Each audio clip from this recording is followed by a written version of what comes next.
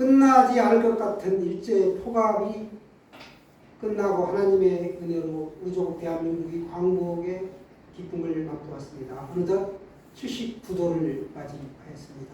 오늘 광복절 기념예배로 드리게 되는데 정말 이 무더위 가운데 우리가 지나고 있습니다. 곧 머지않아 또 가을이 올 것입니다. 역사의 주관자는 하나님이시고 오늘도 지구의 이 수레바퀴를 전체를 움직이고 계시는 분은 하나님이시라는 사실을 믿으시기 바랍니다. 우리가 이 한여름에 보면 되게 휴식을 많이 취하지요. 산이나 계곡으로 가서 육신을 쉬고 또 영혼은 영의 발전소인 기도원에 가서 재충전하는 시간을 갖습니다. 사람들은 이 건강한 교회 공동체를 위해서 어떻게 해야만이 이 건강한 공동체가 될 것인지를 잘 모릅니다. 우리가 건강한 교회 공동체를 만들어 가려면 어떻게 해야 될까요? 첫째로 성령의 도우심이 있는 가운데 말씀 묵상과 기도를 통하여 건강한 교회 공동체가 만들어진다라는 사실입니다. 항상 스승에게 늘 불평, 불만을 삼던 젊은 제자가 있었습니다. 하루는 스승이 그 제자에게 약간의 소금과 컵에다 물을 좀 가져오라 라고 시켰습니다. 곧이어 제자가 약간의 소금과 물에 컵을 담아가지고 오자 그 소금을 물에 타서 제자에게 마시게 합니다. 그리고서 묻죠. 맛이 어떠냐? 그러자 그 제자가 이 말을 찡그리면서 짭니다 라고 퉁명스럽게 내뱉었습니다. 그때 이 스승이 다시 이 제자를 데리고 이번에는 호수로 가서 역시 소금을 호수에다가 뿌리고서 막대기로 휘젓습니다. 그리고 그 컵으로 물을 떠서 자 마셔라 주니까 제자가 또 이번에도 역시나 먹었습니다. 맛이 어떠냐? 이번에는 제자가 대답하기를 맛이 짜지 않습니다 라고 대답했습니다. 그렇다고 우리가 인생을 살면서 이 고통이 우리에게 시시때때로 찾아오는데 어떤 사람은 그 고통이 나에게 오지 않기를 바라고 또 설령 고통이 나에게 찾아온다 할지라도 그게 얼른 언제 지나갔느냐 싶게 지나가기를 원하는 게 우리 인간들의 마음이죠. 오늘 이야기합니다. 우리는 고통의 문제를 해결할 수 없다. 그 고통을 해결하려면 자신의 마음을 확장시켜야 한다라는 것을 스승과 제자의 그 대화를 통하여 우리가 알 수 있다는 거예요. 자신의 마음의 넓이와 깊이를 호수처럼 확장시키고 변형시켜야 한다는 거예요. 컵처럼 종대기만한 믿음을 가지고 있으면 바뀌지 않죠. 내가 넓은 마음을 갖고 있으면 그 짠맛을 빼내지 않더라도 단맛을 맛볼 수 있다라는 것입니다. 오히려 달콤한 느낌을 가질 수 있다라는 겁니다. 호수와 같은 존재로 내가 거듭나야 된다라는 것입니다. 어떠한 존재가 될 수 있느냐? 오늘 우리가 이렇게 어떠한 존재가 될 수 있는가? 이것은 말씀 묵상과 기도를 통하여 성령님이 나를 변화시켜 주시는 것이죠. 우리가 이 땅에 살아가면서 예수님의 삶을 모본으로 본받을 수 있습니다. 예수님의 삶을 통해서 우리가 배울 수 있는 것이죠. 예수님은 처음에 기도하실 때 어떻게 하셨습니까? 하나님께서 자신의 고통의 순전을 거두어 달라고 기도하였습니다. 하지만 나중에는 자신의 뜻이 아닌 하나님의 뜻대로 이루어 달라고 기도합니다. 하나님의 뜻대로 해달라는 기도는 자신을 포기하는 것이죠. 하나님께서 알아서 하나님의 마음대로 해주십시오 라고 기도하는 것입니다.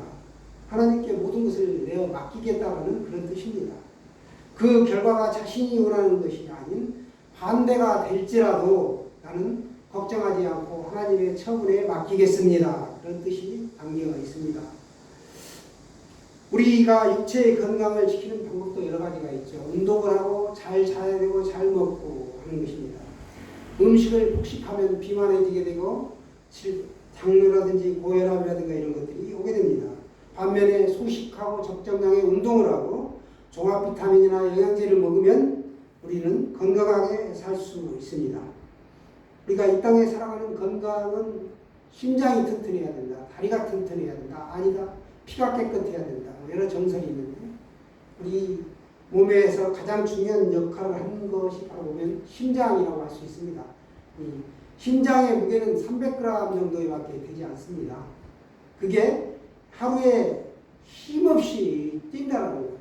펌프질을 하는데 약 75억 번을 한다.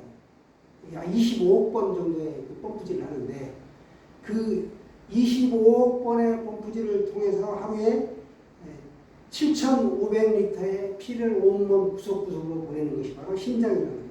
지금까지 만들어진 어떤 기계나 펌프도 이 인간의 심장처럼 수리 보수하지 않고 생명이 닿을 때까지 쓸 수 있는 엔진은 아직까지 발명되지 않았다는 거예요. 하나님의 그 정교한 만지심이죠. 굉장한 것입니다. 이 심장의 엔진의 출력은 약 1마력 정도밖에 되지 않습니다. 그럼에도 불구하고 이것이 평생 가는 것이죠. 우리의 이 육신의 건강도 그렇지만 영적인 건강을 지키는 방법이 있습니다. 출애굽기에 보면 눈에는 눈으로 이는 이로 갚으라 하였다라고 말합니다. 이 이빨을 말합니다. 이빨을 부러뜨리면 이빨을 부러뜨리라는 거예요. 보복의 정당성을 주장하는 것으로 보입니다. 실제로 유대인들은 그와 같이 법을 적용하였습니다. 동해의 동법이요. 똑같은 해를 이것을 똑같이 상대에게도 해를 입힌다는 거예요. 내가 받은 만큼 돌려주는 것. 이것이 바로 당시 유대인의 법이었습니다. 함무라비 법전에도 그게 나와 있죠. 실제로 유대인들이 그렇게 하고 구약의 이러한 규정들은 이스라엘 국가의 초기에 절대적으로 필요했다라는 거예요. 질서를 세우고 공의에 입각하여 죄 지은 사람을 정당하게 처벌하기 위해서는 반드시 그러한 법이 들어가 있어야 한다라는 겁니다. 그러나 예수님은 39절에서 뭐라고 말씀합니까? 내 오른뺨을 치거든 왼뺨도 돌려대라고 하십니다. 이건 비폭력으로 영적인 건강을 지키는 방법을 말씀하고 계십니다. 예수님은 제자들에게 모든 악에 대한 어떠한 저항도 하지 말라. 그 저항을 거부해라 라고 말씀하고 있습니다. 오른뺨을 친다. 말씀드렸지만 상대하고 마주보고 있는 상태에서 오른뺨을 치면 손등으로 때리는 거기 때문에 상대가 받는 모욕감은 훨씬 깊죠. 그래서 이 당시 유대법에도 랍비들의 규정에 따르면 이건 최고 수치스러운 것이기 때문에 2배의 벌을 주도록 규정하고 있습니다. 그럼에도 이러한 상황에서도 예수님은 대항하지 말고 완전히 대항을 거부하라 라고 말하고 있습니다. 이렇다고 해가지고 모든 악에 대해서 무관심하거나 도피하라는 뜻이 아닙니다. 이것은 오히려 악을 시정하는 무저항주의를 제시하는 말씀입니다. 톨스토이의 단편 대자에 보시면 대자, 카톨릭과 정교회, 루터교, 성공회 이런 데 가면은 대부님, 대모님, 대자 이렇게 대부, 대자, 대모가 있어요. 이런 제도가 있습니다. 그런데 자신의 후견인이죠. 후견인 제도를 두고 있는데 이 톨스토이의 단편 소설 제목이 대자가 있습니다. 여기 한 소년이 숲속에서 널리 펼쳐진 들판을 바라보고 있었습니다. 한 가운데에 큰 나무 하나 서 있었는데 그 나무 가지에 밧줄이 걸려 있는 겁니다. 그리고 그 밧줄에 단단한 통나무 한 조각이 딱 묶여 있습니다. 그리고 가만히 보니까 그 통나무 조각 밑에 아래에 꿀단지가 이렇게 묻혀 있었습니다. 곰들이 좋아하죠. 숲속에서 어미곰과 새끼곰 몇 마리가 여기를 지나다가 그 꿀 냄새를 맡고 새끼곰들과 어미곰이 드디어 막 꿀을 빨려고 하는데 빨려고 하면 그 통나무가 와서 바로 위에 있으니까 머리를 치는 겁니다. 그래서 새끼곰이 자꾸 밀어내요. 그러다가 미니까 갔다가 치고 반작용이죠. 작용반작용. 더 세게 치고. 그러다가 마침내 새끼곰이 저만큼 나가 떨어지니까 이걸 보고 어미곰이 화가 잔뜩 나가지고 밀었습니다. 밀었는데 밀고 꿀을 좀 먹으려고 엎드리는 순간 와서 때리는 겁니다. 그러니까 더 화가 나가지고 있는 힘껏 다 해가지고 힘껏 집어 던졌습니다. 어떻게 됐을까요? 그게 와서 머리통을 가격하니까 그 자리에서 쓰러져 죽고 말았습니다. 내 화를 분풀이를 하면 할수록 돌아와서 나에게 더 큰 작용으로 나를 죽이는 겁니다. 예수님은 복수하지 말라 라고 말씀하셨고 그 말씀을 톨스토이가 받은 거죠. 눈은 눈으로 이는 이로 하라는 말씀을 너희는 들었다. 그러나 나는 이렇게 말한다. 앙가품하지 말라.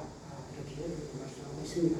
악에 대한 대처법이 핵심이죠. 여기서 내가 어떤 피해를 받았을 때, 상대로부터 모욕을 받았을 때 거기에 그대로 반응하지 말라는 겁니다. 당연시 여겨지는 겁니다. 상대가 내 눈을 다치게 하고 눈을 뽑았으면 나도 당연히 복수할 권리가 있죠.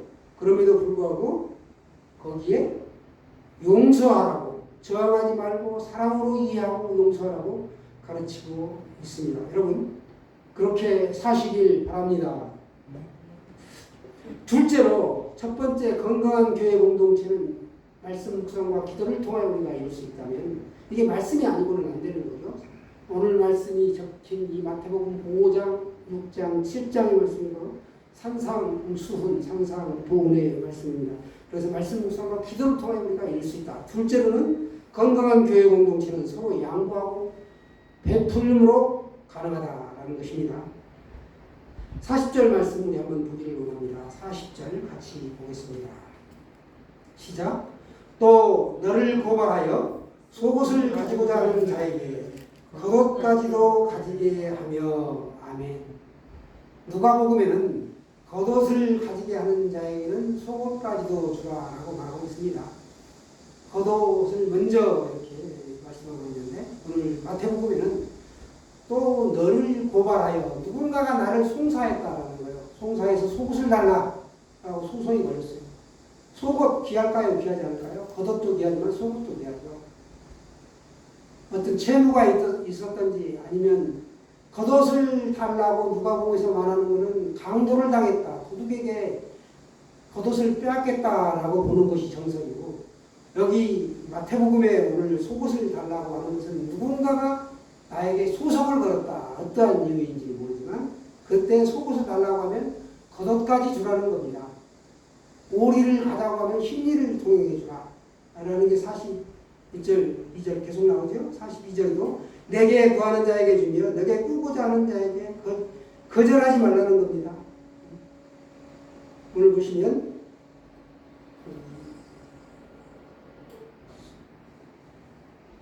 누가복음에서 겉옷까지, 속옷을 달라고 할 때 겉옷까지 줘라. 이 겉옷은 단순한 의복이 아니죠. 유대인들은 이 겉옷을 낮에는 겉옷을 입었지만 저녁에는 해가 떨어지고 나면 기온차가 심하기 때문에 이불 대신에 사용하였습니다. 그래서 채무가 있든 뭐가 저당을 잡았거든 하면 그건 해가 떨어지기 전에 반드시 돌려줘야 한다라는 그 도덕법이 있었습니다. 왜냐하면 추위에 그 사람이 오돌오돌 떨게 될 것이고 또 병으로 죽을 수도 있기 때문에 한밤중에 몸을 보호하는 이 이불의 역할을 할 수 있도록 반드시 돌려줘야만 했습니다. 그런데 겉옷을 달라고 하면 속옷까지 줘야 되고, 오늘 말씀에서 속옷을 달라고 하면 겉옷까지, 자신의 겉옷까지 내어주라 라고 말씀하고 있습니다. 그러니까 그 당시에 가난한 사람들에게는 이 겉옷이 유일한 재산 목록 1호였습니다. 그럼에도 불구하고 속옷을 달라고 하면 겉옷까지 주라는 겁니다. 그만큼 양보하고 이해하라는 거죠. 히브리 사람들은 가난한 사람의 겉옷을 저장 잡았다 할지라도 이렇게 돌려줬다. 양보와 배려를 말씀하고 있습니다. 보통 우리 인간관계에서는 내가 하나를 주면 상대도 하나를 나에게 주어야 돼요. 기브 앤 테이크죠. 내가 계속 주기만 하고 상대가 받기만 하면 얄미워하고 다음부터는 2개 주던 것을 이제 안 주려고 하죠. 이게 우리 보통 인간관계입니다. 그러나 예수님은 속옷을 달라고 하면 겉옷까지 주고, 누가 내 오른뺨을 치거든 왼편도 돌려내라 라고 말씀하고 있습니다. 이건 이해와 용서가 아니고서는 불가능한 것이죠.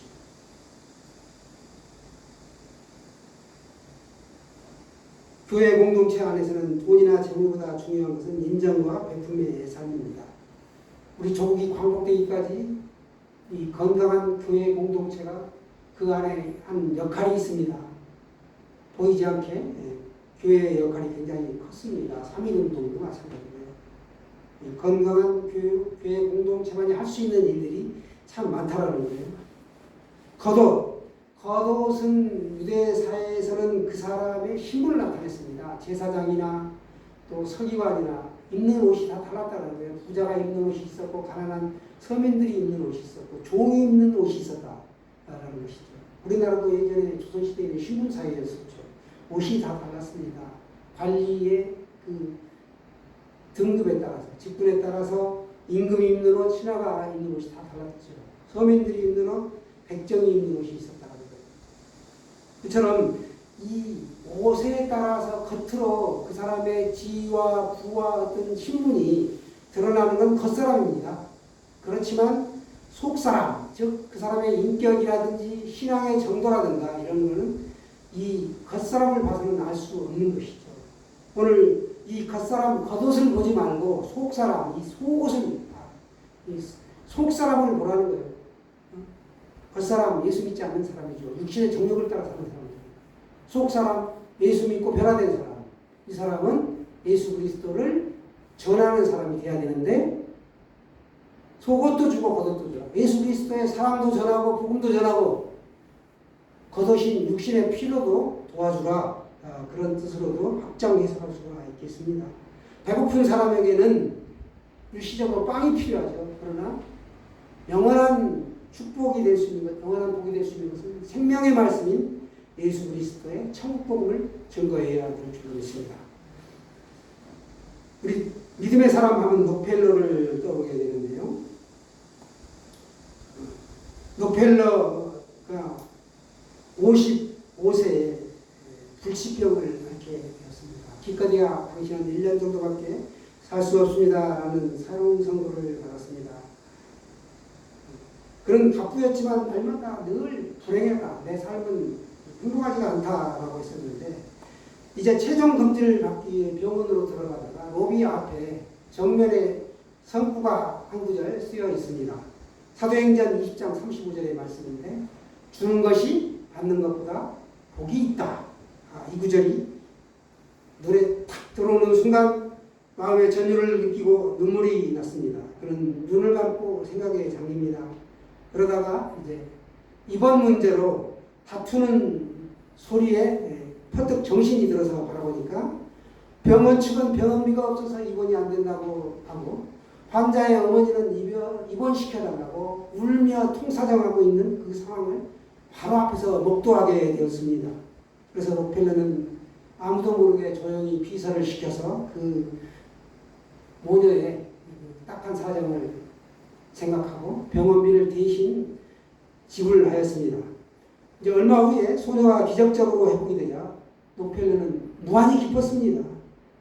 나중에 이 사실을 록펠러는 그의 자서전에 기록하기를 저는 지금까지 세상에 살면서 이렇게 행복한 삶이 있는지 몰랐습니다. 라고 썼을 정도로 기뻤다라는 것입니다. 이 소녀를 돕는 이 자선을 계기로 록펠러가 그때부터 이제 나누는 삶을 시작하였습니다. 그래서 그는 지역을 초월하여 전 세계 어느 곳이든지 교회를 세우고 도서관을 세우고 병원비가 없는 사람들에게 병원비를 도와주고 하는 재단을 세우죠. 그렇게 록펠러는 나머지 43년의 인생을 아주 행복하게 사는 동안 자신에게 있었던 그 불치병, 1년밖에 못 산다는 병은 씻은 듯이 사라지고 기쁨과 감사와 행복한 가운데 삶을 마치게 됩니다. 그가 고백하죠. 55년은 불행했다. 그러나 나의 나머지 43년간은 행복하게 살았노라. 첫 번째 55년은 쫓기는 삶을 살았다는 거예요. 불행한 가운데. 그러나 나머지 삶은 정말 행복하게 살았노라 라고 회고의 말을 남겼습니다. 여러분은 이 땅을 떠날 때 어떤 회고의 말씀을 나누며 떠나시기를 원하십니까? 사랑하는 여러분, 건강한 교회 공동체를 위해서는 세 번째로 동행하는 삶이 필요합니다. 예수님과 동행해야 되고 믿음의 사람들과 동행하는 사람이 필요합니다. 41절에 보시면 누구든지 억지로 우리를 가게 하거든 그 사람과 심리를 동행하고 라고 합니다. 아멘이시죠? 예수님께서 십자가를 지고 골고다 언덕을 올라가실 때 굉장히 피곤하여 지쳐 쓰러졌습니다. 그때 로마 군병이 한 사람을 붙잡아내죠. 구레네 사람 시몬에게, 그 구경 나온 시몬에게 강제로 십자가를 지게 합니다. 그때 시몬은 어쩔 수 없이 십자가를 졌지만 자신과 후대가 복을 받습니다. 건강한 교회 공동체를 위해서는 어떠한 희생이나 양보도 개의치 말라는 것입니다. 우리가 이기적인 세상을 훈훈하게 할 수 있는 것, 그건 뭔가? 바로 예수님처럼 사는 것인데, 예수님의 말씀을 쫓고 예수님처럼 사는 것. 누구에게 오른뺨을 맞으면 왼편도 대주고, 속옷을 누가 갖고자 하면 겉옷도 내주고, 억지로 오리를 가자고 하면 심리를 기꺼이 동행해 주시고, 이런 삶이 필요하다는 거예요. 쉽지 않겠죠? 그렇게 살 수 있으시죠? 네, 아멘이 안 나오면 설교에 감동해가지고 입을 다물지 못하는 것입니다. 또한 성령의 도우심 속에 우리가 말씀 묵상과 기도로 건강한 교회 공동체를 만들 수 있고 예수님과 동행하는 가운데 또 사랑과 이해로 나눔의 삶을 통하여 우리 예수 그리스도의 공동체를 세워나가시기를 바랍니다. 주님의 이름으로 부탁하며 여러분 모두가 복된 인생, 귀한 인생 살아가시기를 축원합니다.